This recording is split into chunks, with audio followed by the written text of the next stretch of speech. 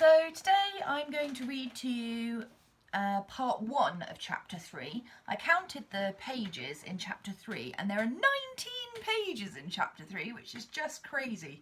So I'm not reading all of those in one go because your brain will melt out of your ears and you'll lose all concentration. I don't know.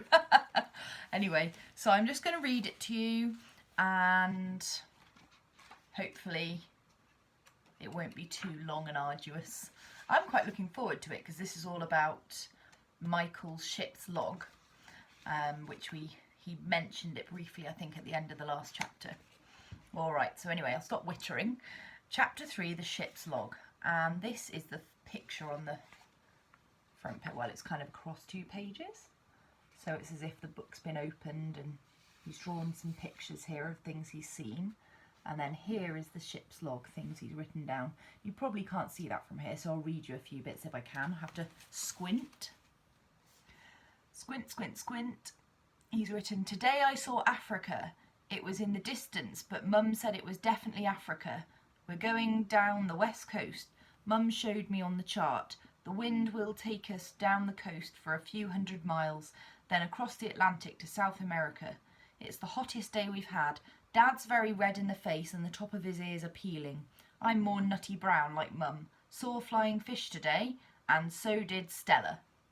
Now, I won't read all of it to you because it's so titchy and I expect some of it's probably mentioned in here. So here we go. Chapter 3, the ship's log. September the 20th. It's 5 in the morning. I'm on watch in the cockpit and no one else is awake. We left Southampton 10 days ago now. The channel was full of tankers. There were dozens of them going up and down.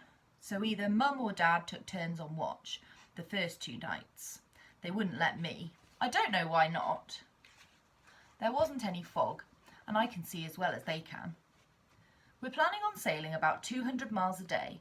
That's about 8 knots. But in the first week, we were lucky if we made 50 miles a day. Barnacle Bill warned us about the Bay of Biscay, so we were expecting it to be bad, and it was. Force 9 gale, force 10 sometimes. We were slammed about all over the place. I thought we'd sink. I really did. Once, when we came up to the top of the wave, I saw the bow of the Peggy Sue pointing straight up at the moon. It was like she was going to take off. Then we were hurled to the other side so fast, I was sure we were going to the bottom. It was bad. I mean, it was horrible. Really horrible. But the Peggy Sue didn't fall apart, and we made it to Spain. Mum gets quite snappy with us sometimes when we don't do things right. Dad doesn't seem to mind. Not out here, not at sea. He just winks at me, and we just get on with it. They play a lot of chess together when it's calm enough. Dad's winning so far, 5 games to 3. Mum says she's not bothered, but she is. I can tell.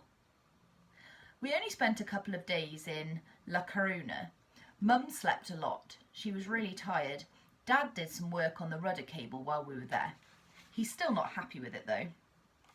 We set off for the Azores 2 days ago. Yesterday was the best day we've had for sailing. Strong breeze, blue sky and warm sun to dry things out. My blue shorts blew off the washing line into the sea.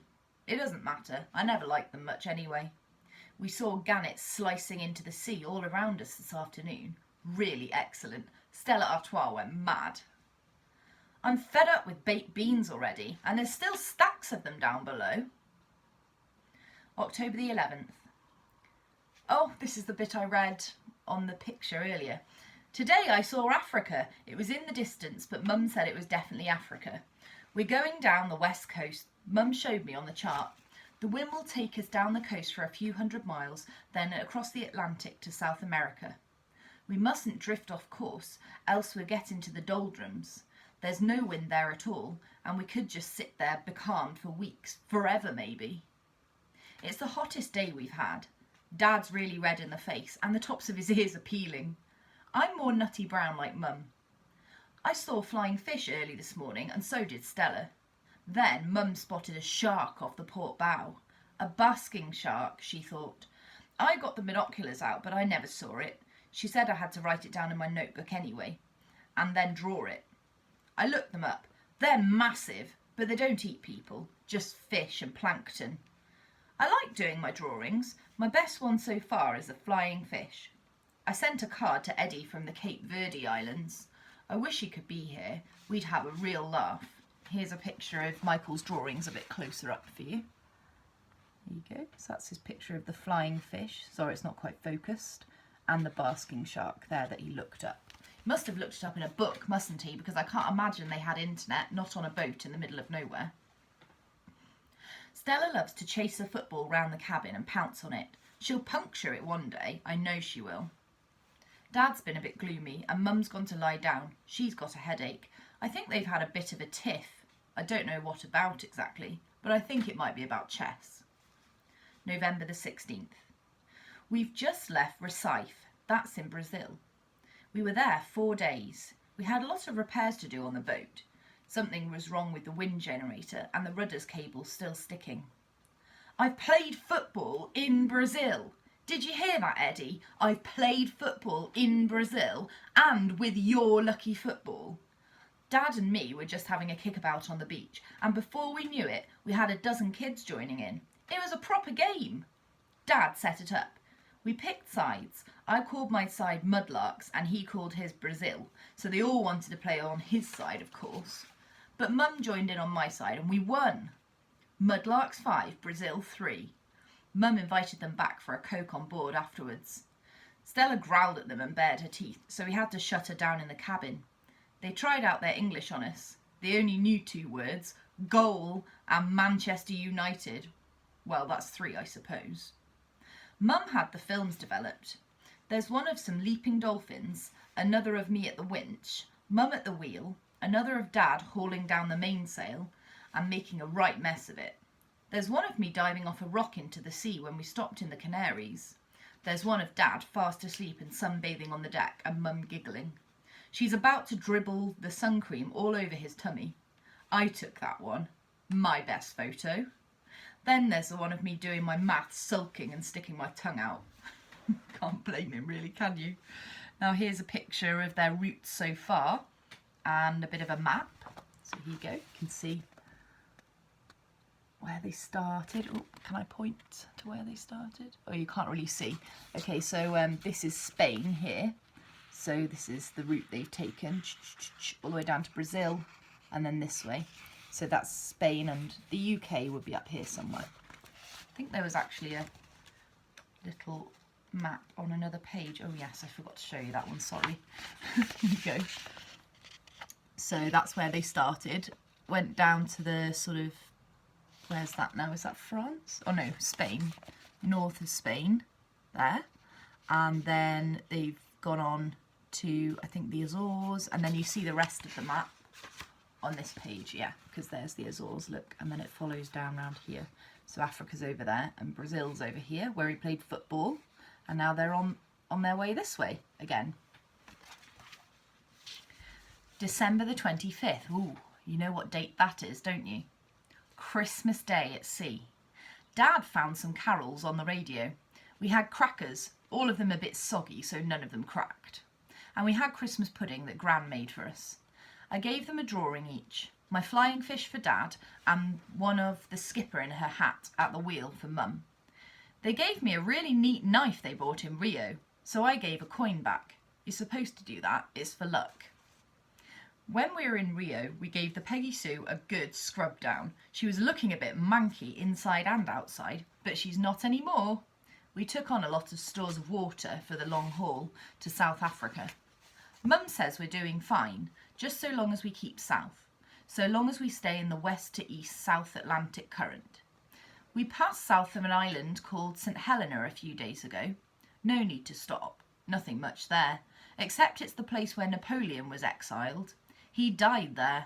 Lonely place to die. So, of course, I had to do a history project on Napoleon. I had to look him up in the encyclopedia and write about him. It was quite interesting, really, but I didn't tell them that.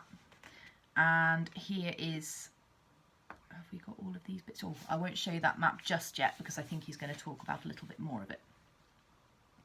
Stella's sulking on my bunk. Maybe it's because no one gave her a Christmas present. I offered her a taste of Gran's Christmas pudding, but she hardly gave it a sniff. Can't say I blame her. I saw a sail today, another yacht. We shouted Happy Christmas and waved, and Stella barked her head off, but they were too far away. When the sail disappeared, the sea felt suddenly very empty.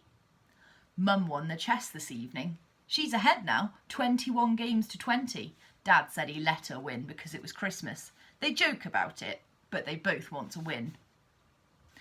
January the 1st, Africa again! Cape Town, Table Mountain. And this time we're not just sailing by, we're going to put in there.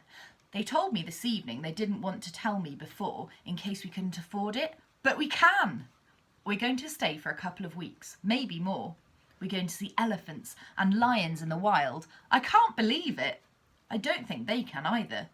When they told me, they were like a couple of kids, all laughing and happy. They were never like this at home. These days they really smile at each other.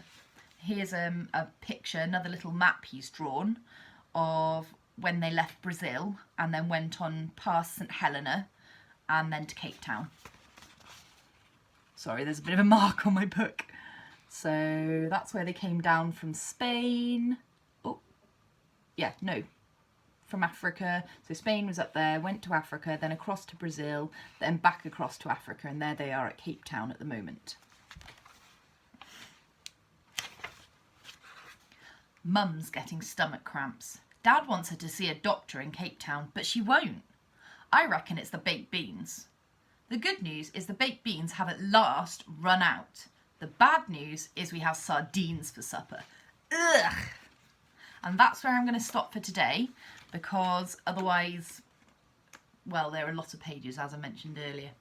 All right, my love, so I hope you enjoyed that, and we'll listen to part 2 soon. Okay, take care. Bye, see you again. Bye.